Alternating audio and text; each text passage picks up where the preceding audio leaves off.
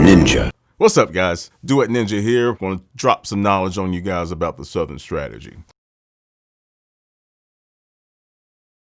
Southern strategy is in relation to the political occurrence that basically established a switching of the parties, right?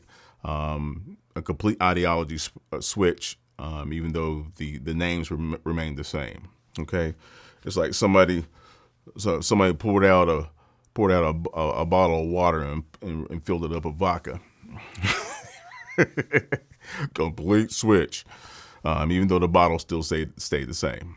Okay, so the Southern strategy is in relation to the Democratic Party ideology switching over or taking over the Republican ticket, therefore forcing those Republicans, people who were Republican at that time, forcing them to switch over to the Democratic Party. The people of that time, the mid to late 50s, going up into 1969, they understood what was going on. The adults at that time understood what was going on, right? So their ideology stayed the same. They just started voting differently.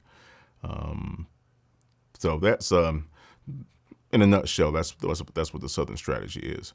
And I have a video to kind of accentuate that, if you will. Check it out.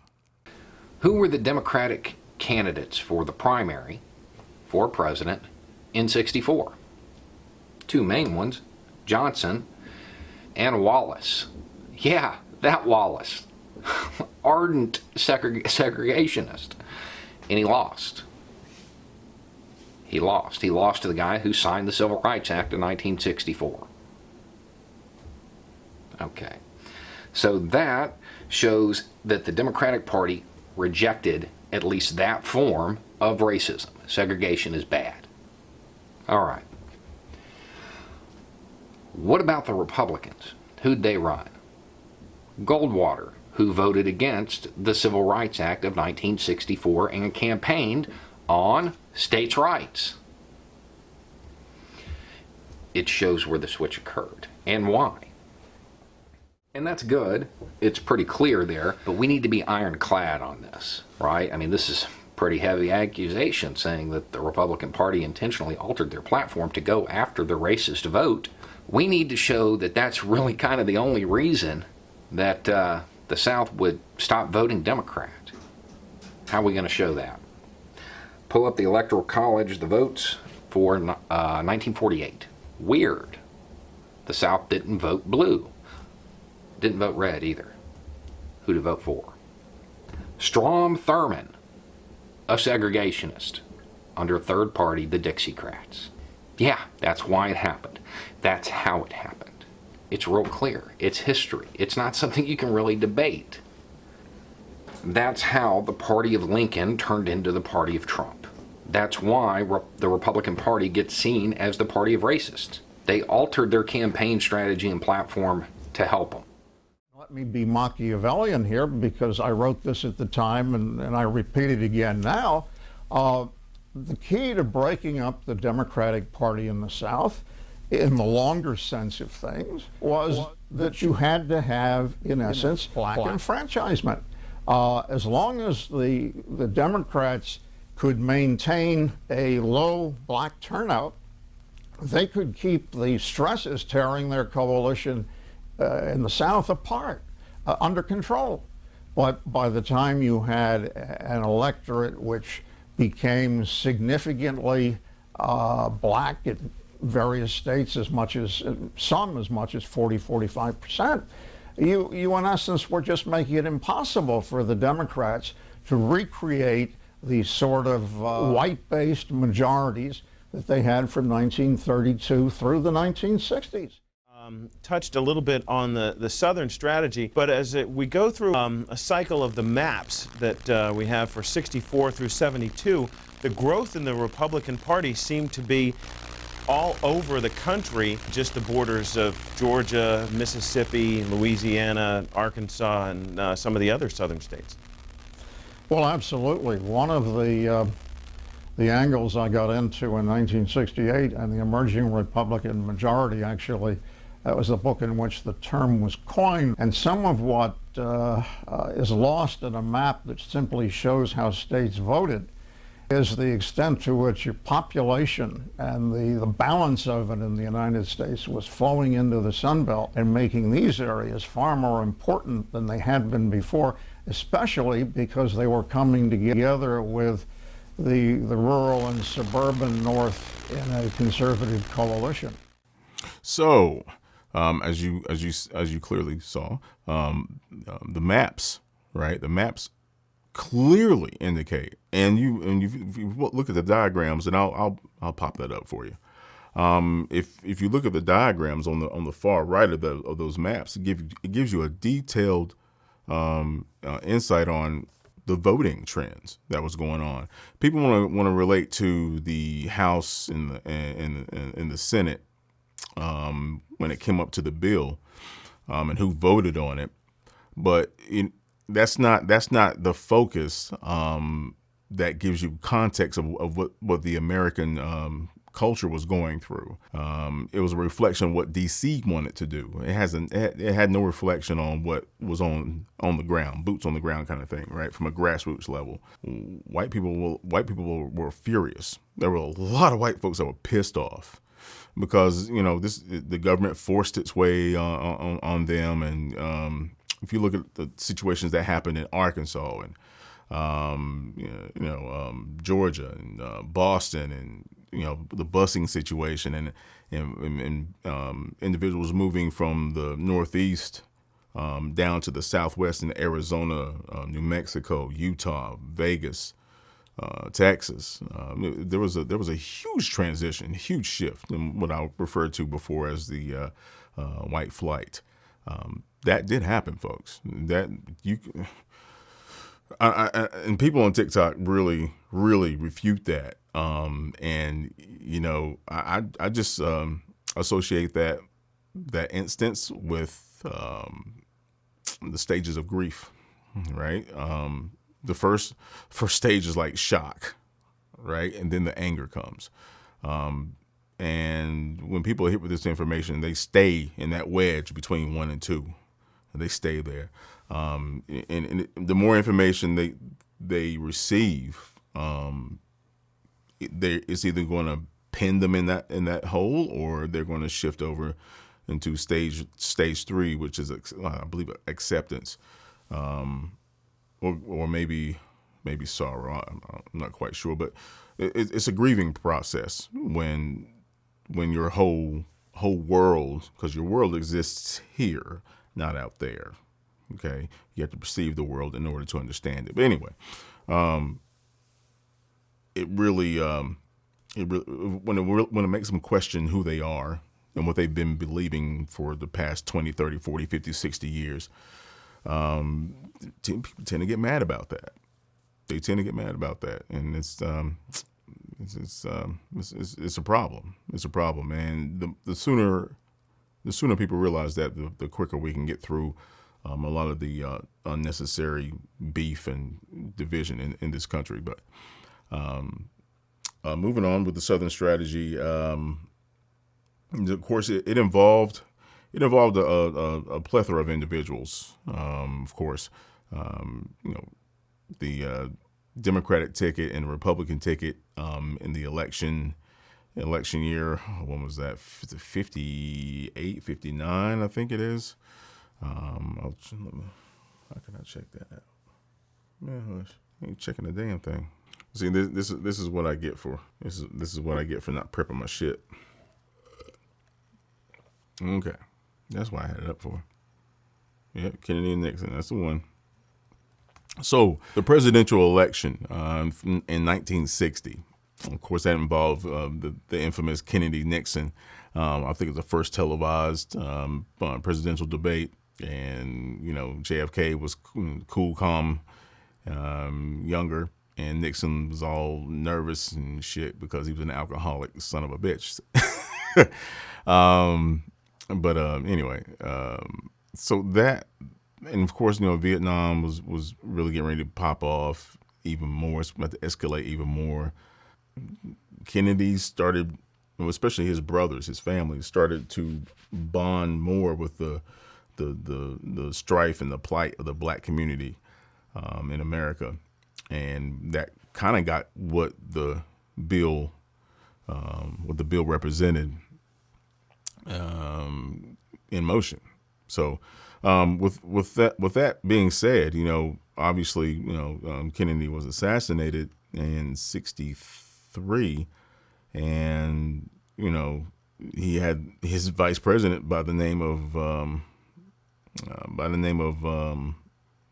Lyndon Johnson, who was a Texan, a true Southern Democrat, if you know what I mean.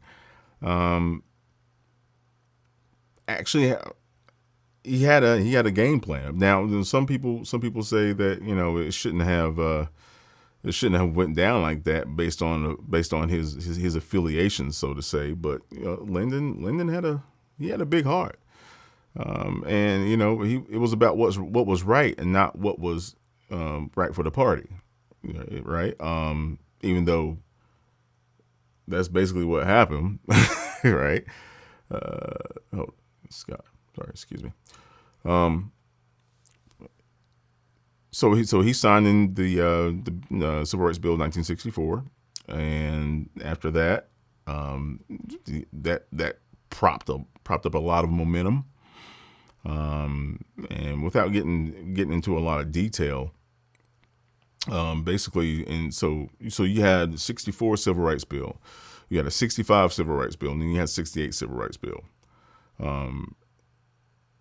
After 1965, and again, I'll put the map up here. After 1965, the political structure and the census structure, I guess you can say, started to change dramatically, and that caused what I mentioned before as white flight. People started getting the hell up out of these areas because African Americans were able to start moving, right? Even though redlining was still a thing, especially in the affluent neighborhoods. African Americans were able to start moving into the working middle class, blue collar neighborhoods, so to say. And that's where they got a lot of hate, a lot of hate. And that, folks, influence votes. That's what influences votes. And so what happened was a collective effort put forth by the Ku Klux Klan. Basically, what happened was they started a Republican recruitment campaign. Especially in the southern states, stretching from Texas, you could throw Oklahoma in there too. Actually, the Midwest going south, southeast, right? You go from like Kansas, Nebraska, Oklahoma, Texas, Arkansas, Missouri, Kentucky. Alabama, Mississippi, and then you get into your typical southern states. The Klan started a very strong Republican voting campaign, and it worked tremendously. Okay, and if you refer to the maps, it shows the voting trend, and even though the Democrats were able to retain the presidential prowess from Johnson to Ford. After that, so when Nixon got in office, the things really started to change. But the Southern strategy is about the voting, right? It's about the voting ideology of the party. And clearly it occurred. I mean, it's really clear, folks. I highly suggest that you you can go to the Encyclopedia Britannica and you look up this term. You can go to Amazon and there are numerous books about the Southern strategy. And I know there's information out there that says it did not switch, predicated on the House and Senate votes, but that is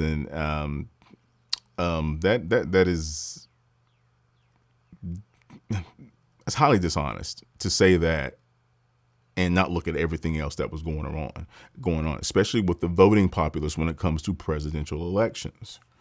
All right. And especially because people don't want to bring this up because, the KKK is it's a dirty acronym. But the fact of the matter is we have to speak on it in order to understand it. And to understand it is to see that the party switch.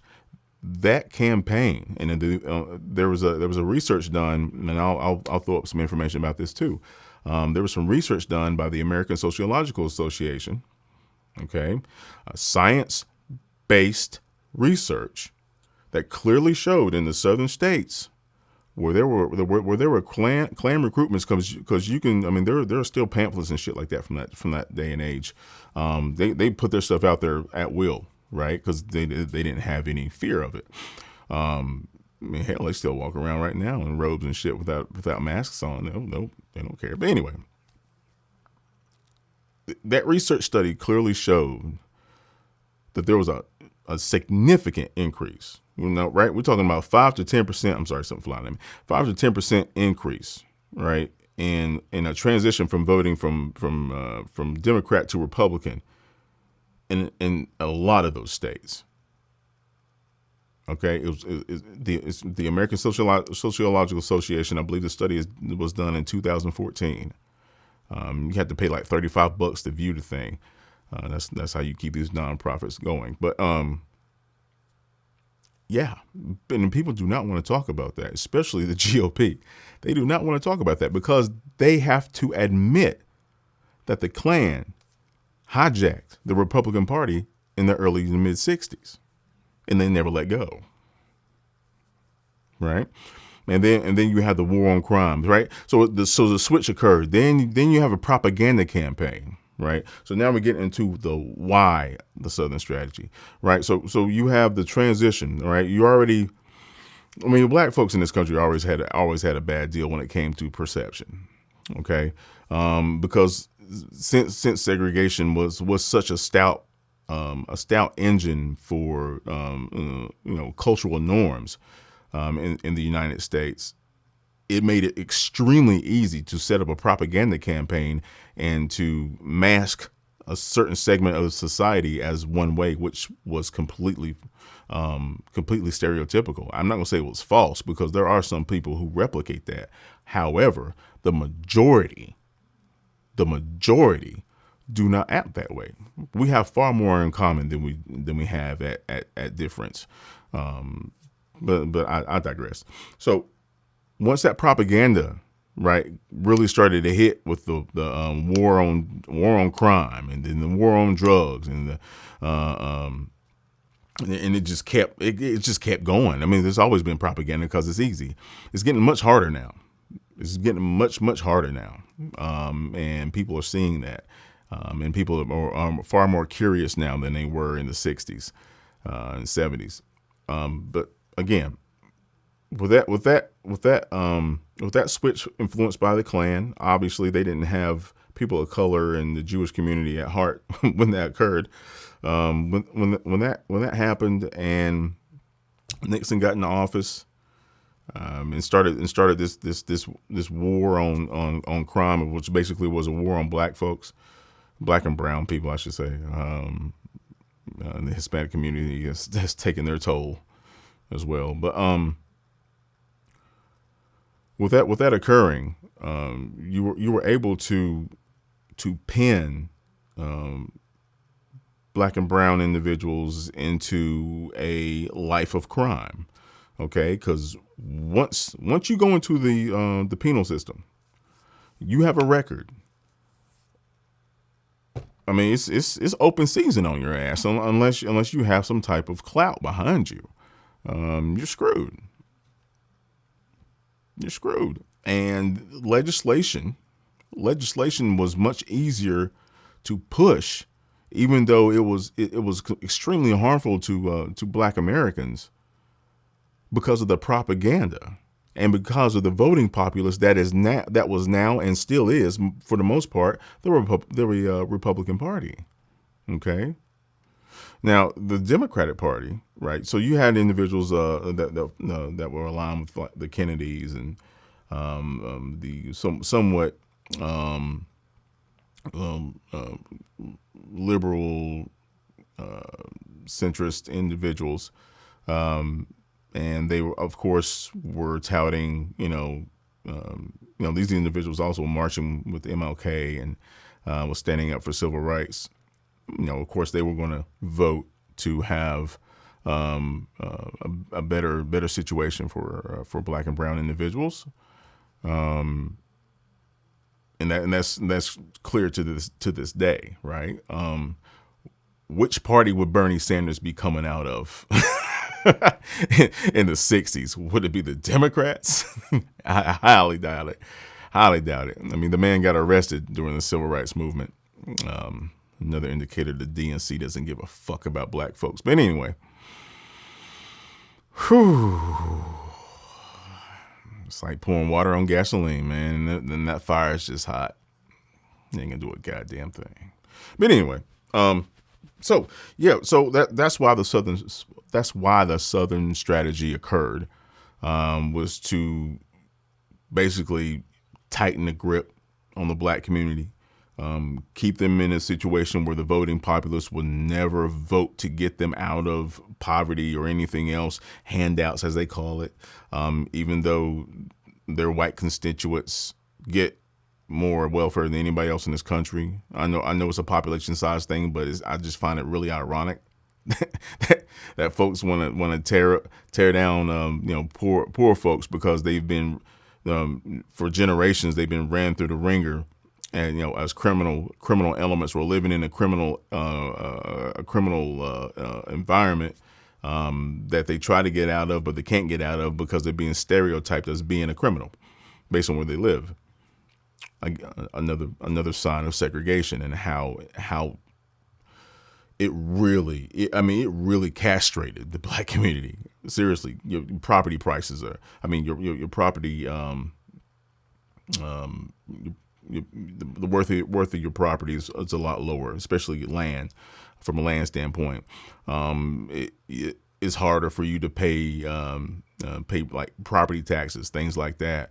People, you have parents putting up their property as bail collateral to get their child or their loved one out of jail over some bullshit.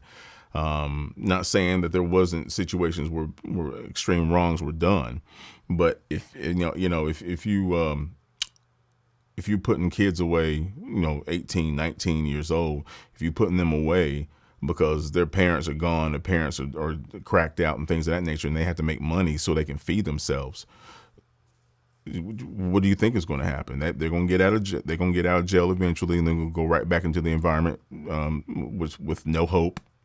Right, and their mindset's already in a place of I gotta survive. That's basic human elements right there. I have to survive, and they know how to. It's just that way of surviving, from a legislative standpoint, was set up way back in the 60s, and it just transpired. People always point to Lyndon Johnson said that the South is going to lose. The South is going to lose Democratic votes for the next 50 or 60 years. And he was right. Because the Klan switched over to the Republican Party and used the civil rights bills. Remember, folks, there was 3 in a 4-year period. There were 3 civil rights bills in a 4-year period. And on top of that, you had JFK assassination. You had MLK's assassination. You had Malcolm X assassination. You still got the Vietnam War going on. There was a lot of pain in this country. And when pain is a collective, you see it on the TV, you read about it in the news, you talk about it with your friends, and you lose a friend and things of that nature, and you have all these raw emotions. when it comes to politics, and people tell you what you're supposed to believe, and you do that, and it works because it feeds into your stereotypes and into your beliefs, even though they might be based on false premises. You will teach that to your kids, and your kids will teach it to their kids, and so on and so forth, because you live in a bubble based on segregation, propaganda, and political maneuvering, right? The Southern strategy worked so well because the Klan made it work well. People giving props to the Senate and coming together, and the Congress coming together and putting a bill together for da da da da da. As soon as they did, actually, it was put in motion before that. As soon as JFK got elected, and people understood what he was about to do. Yeah. There's been a lot of stories out there about who shot JFK, all that bullshit. Not one time did anybody mention the Klan. Well, yeah, I think there was some literature on that. I'll take that back. But the mob had nothing to do with that. The mob was making money. They weren't worried about him. They were more worried about the FBI and the CIA than JFK.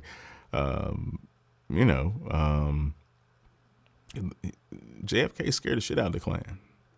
And people forget, man, not everybody's going to run around in a white robe and shit like that, man. That's not how they operate. They're basically a secret society now, which makes them even more dangerous because you can't identify them. Those clowns walking around out there doing all that other shit. That's the low end of the Klan. You get into the high end, okay? You'll never see these people. That's why I always say policy over party, because that will tell you what you need to know about where this country is trying to go and who's trying to push it in that direction. Look at the policy. Look at the policy and then follow the money involved in that policy. That's where you're going to get your answers. And I said this a million times. I'll say it again.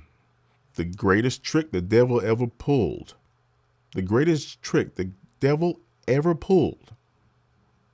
was making people believe he didn't exist.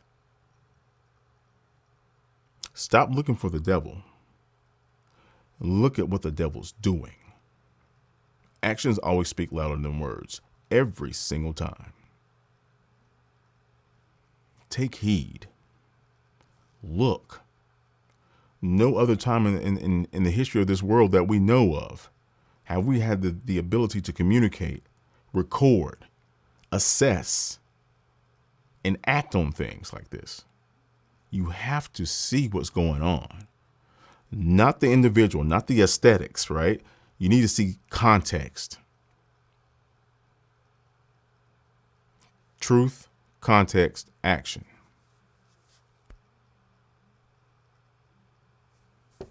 Y'all be good out there.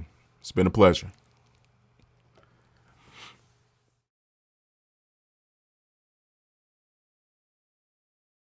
Ninja warriors, the powers they hold are legendary.